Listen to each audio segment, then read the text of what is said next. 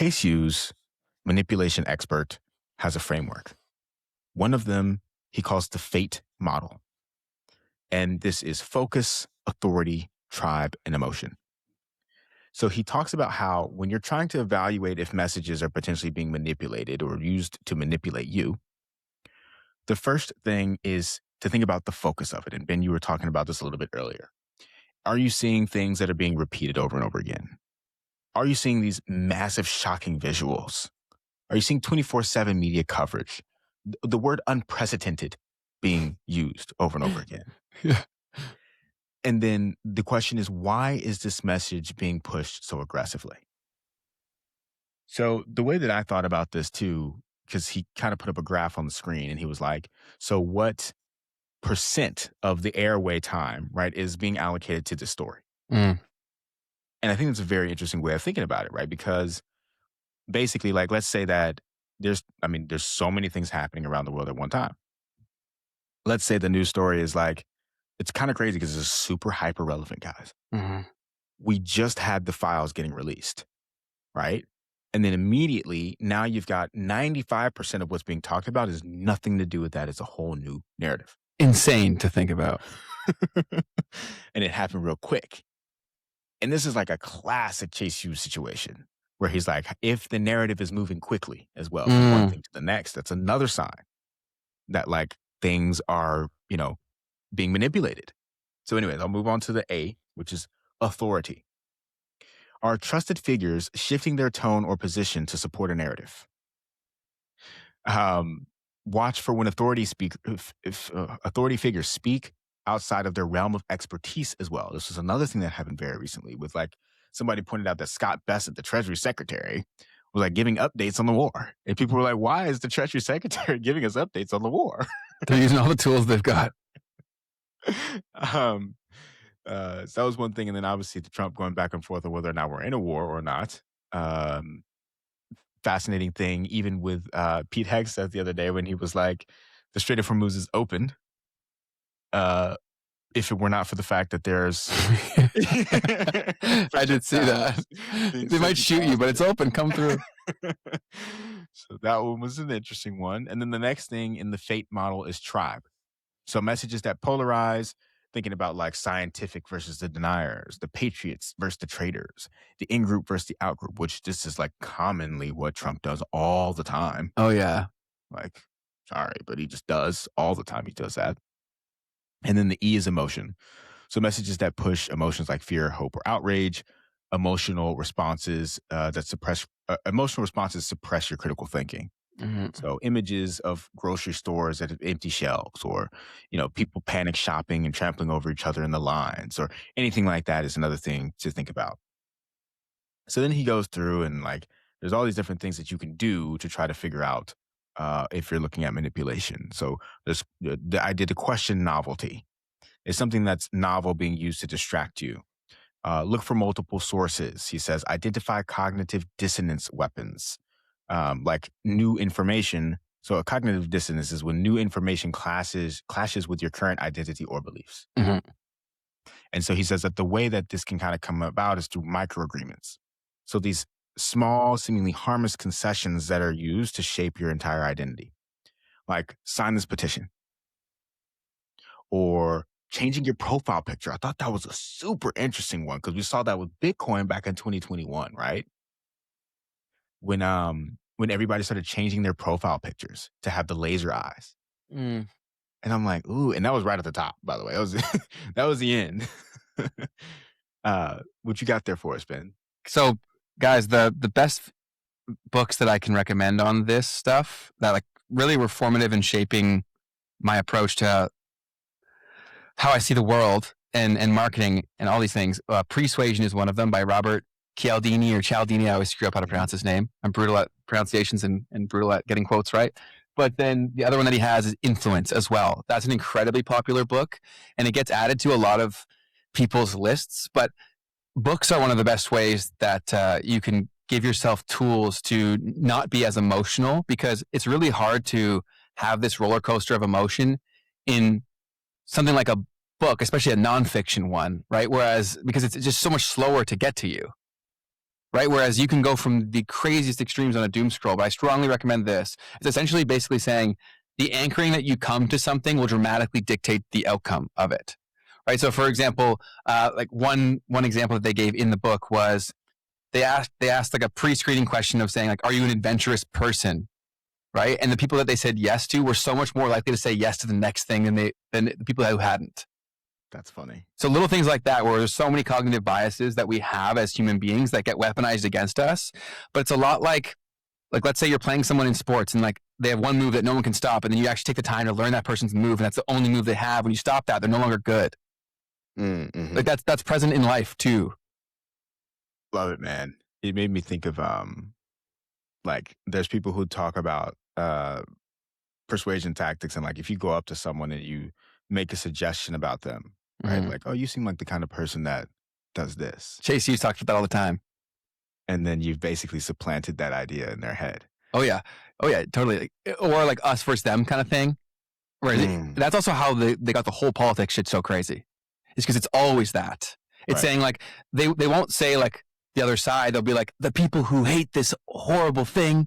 Mm-hmm. Right. It's like, well, that's just one of the carry-on effects of being part of that side. There's not many people that like are on that hill, but they attach it to that. So that way you couldn't possibly have a conversation with them. They agree with this. An example that he gives in this video, he says, real patriots buy local. Therefore, right, if you're seeing a message like that, then that means that if you don't buy local, then you're not a patriot all of a sudden. Yep. Right. So if these messages are trying to get you to identify with the side, Mm-hmm. right, or poke to anything that you think that you identify with already, and then prescribe what you should do if you are one of those people. If you're enjoying this was actually taken out of a piece of our live stream where we go live every Tuesday and Thursday at 12 p.m. Eastern. If you want to see the full version of this episode, you can click the link in the description down below. But for now, back to the clip. Totally. And I saw a comment in the chat earlier where they were talking about how like the teachers are preachers, the older generations are basically filtering the information down to the younger generations. But we also have to show that group of people a lot more grace because they didn't have the tools that we have access to, Keith. For sure. So what were they seeing? Like this, they had such a small opportunity to explore that. Like it was just so much harder. We're going to go sift through the library for hours on end. Like I go on rabbit holes throughout the internet and then books off of that. But the starting point for me is inordinately easier For sure. than what these other people had. And so also confirmation bias is a very big thing too. So once someone's built an identity around these things, they'll stick with them even if they know they're wrong. Like the whole cognitive dissonance thing that you just mentioned. It's a very powerful thing. People will not change their opinion, even when they know they're wrong. We have what's called the consistency bias as well, where we prefer to be consistent than to be right. Right. Yes. It's insane. People, even that happens in business all the time too, where people will reject better ideas because they want to be consistent. And I find that so funny because I love stealing anyone's idea. If it's better than mine, let's go. Let's roll with it. For sure. Moving down the line here, Chase Hughes says to look for emotional scripts. So manipulated narratives are going to trigger things like a fear of loss or a form of scarcity, social rejection, danger. Another thing is, he says, is to focus on the facts. What is the likelihood of the scenario? And then compare the claims with other sources. The next thing he said, which has been pointed out earlier, is to follow the money. There's a trail of beneficiaries. Look for the funding sources. He even pointed out a website called opensecrets.org, which I had never heard of. But I think this is a site where you can kind of see where money's moving around in politics or whatever. With an ad. So I'm like, this is fascinating. I didn't know this existed. Definitely wanted to share that with you guys. So you can see how much money he raised here. I guess who his donors are. It's awesome. But for this, guys, too, take something like this. And if we're all saying that politics are kind of like a proxy for who actually runs the stuff, you got to go figure out, okay, like for, let's say social media, for example, it's really helpful for you to understand the incentive structures of that system to then understand why people are making the decisions they're making on there too. Like it's so important. That's why, like if you understand how Google works, you'll never use it the same way again. If you understand how YouTube works, you'll never consume the same way again. And it allows you to not fall for a lot of these things. Yeah, that's a really good point, man. Really taking it to that next level and understanding the incentives of that machine. Because the media machine is kind of like, because you can say it's money, but money is just a collective belief. So where's money? Where is that belief formed? It's the media. It's the messaging. 100%, man. The next thing that Chase Hughes says is to analyze the context boundary. So manipulative people shift context to normalize extreme behavior. For instance, in emergencies, governments will normalize martial law or surveillance.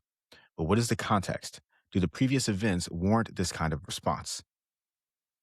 And then he says to spot the use of archetypes. We talked about this before. Ben, you were talking about this earlier. You've got the heroes, the villains, the saviors, right, that are constantly being used to vilify people or make people look like they're doing the right thing. Simple good versus evil usually signals a form of manipulation. And then I'll move into the logical fallacies, because I think this was kind of the most awesome part, and it's so relevant today. So he gives 10 logical fallacies to watch out for. One is an appeal to emotion, using fear, anger, hope to bypass logic. So if you don't support this, as an example, then children are going to suffer. So you don't care about children. And then the second one is a straw man argument. So misrepresenting someone's argument so that you can attack it better. Someone said that they oppose lockdowns because they don't care about people's lives. Oh, that's such bullshit. Yeah, I know. The third one is the bandwagon fallacy. This claims that something is true because everyone else supports it. The next one is called a false dilemma. Presents only two extreme options, right? It's either this or that, and nothing else in between becomes an option. It's politics right now. 100%. And then the next thing, ad hominem, which is just an attack of the person, not the argument, right? We see this all the time. To me, this is the most like obvious one. Like, brother. The current incentive structure is like the systems, they reward that. Like the bigger dick that you are on social media, the more famous you become.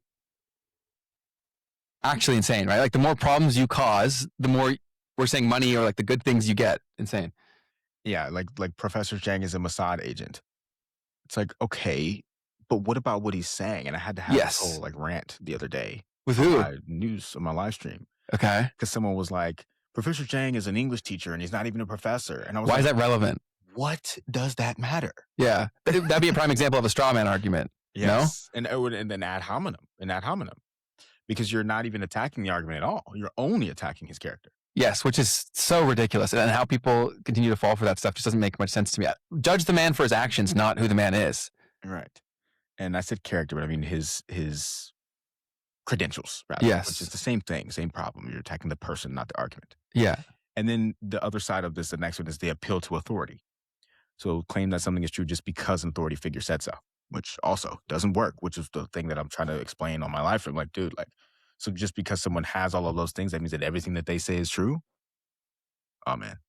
I loved that rant, and I'm glad it happened at the end so that people didn't get upset, but it was awesome. So people, I don't give a fuck, man. People can get upset, man. We can't coddle people anymore on this stuff because it's eroding our entire society. That's what I was saying. I'm like, guys, we already went through this. Like, we've literally all been shown that listening to the authorities does not work.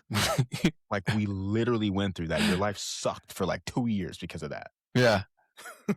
But yet still, yeah, it's absolutely insane. Continue. Sorry, this is awesome. So the next one was slippery slope, a claim that something will lead to an extreme negative outcome. So if we allow this, then we're going to lose all of our freedoms. There's another one. The next one is the hasty generalization. So broad claims made with very little evidence. Politicians lie, so then they must all lie, right? They must all be corrupt. The red herring is another one. Distracts people with irrelevant information. So, and this was awesome. This was a very obvious example of what happened here recently, but the example he gives is, why are we worrying about climate change when there's so much crime going on right now? I couldn't help but laugh in my head because this was a perfect red herring with Pam Bondi the other day.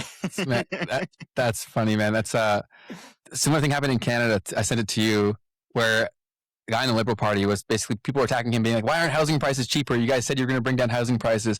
And he's like, there's no wonder people can't afford a house. There's a war going on. It's like, it's been unaffordable for decades, brother. Exactly, man. See, this Um, is crazy. You're an anti-vaxxer, dude. That's why you love Jiang. Like you're doing the same things we're discussing here. literally. Do you not see that? Like that's the irony of this shit is crazy. Yeah. Yeah, and then never have I said anything about that at all. We've So never even thank you for talked. that. Like, yeah, like, I think people should have the choice to do what they want. Yeah. So false equivalence is the last one. This basically takes two things and makes them equal even when they're not equals. So, like example given, both sides are extremists, so they're exactly the same, right? And then yeah, you brought up flooding the zone. Send so much information that people give up because determining what is true is nearly impossible. So that's kind of just like an extra bonus thing to keep in mind as we do all this. No, that's awesome, man. And people, what we said here, I would go back and re-listen to all the stuff that Keith just shared. And then where you can solidify the lesson is when you go see it in practice. And it won't take you that long. Like literally, you can just scroll through a page because ironically, like why I studied this stuff like so aggressively was because I saw that it was, that's all that marketing really was. And so if you go on social media, they're just marketing machines. And so they're going to be using these things all the time because they work. It's crazy, bro. It is 100%. insane. And once you start seeing it, you'll never watch content the same way. Hey, you made it to the end of the clip. That means you're probably enjoying this. And if so, just know that you can catch us live every Tuesday and Thursday at 12 p.m. Eastern. And if you want to see the full version of this episode, you can click the link in the description down below. Otherwise, YouTube thinks that you will enjoy this next.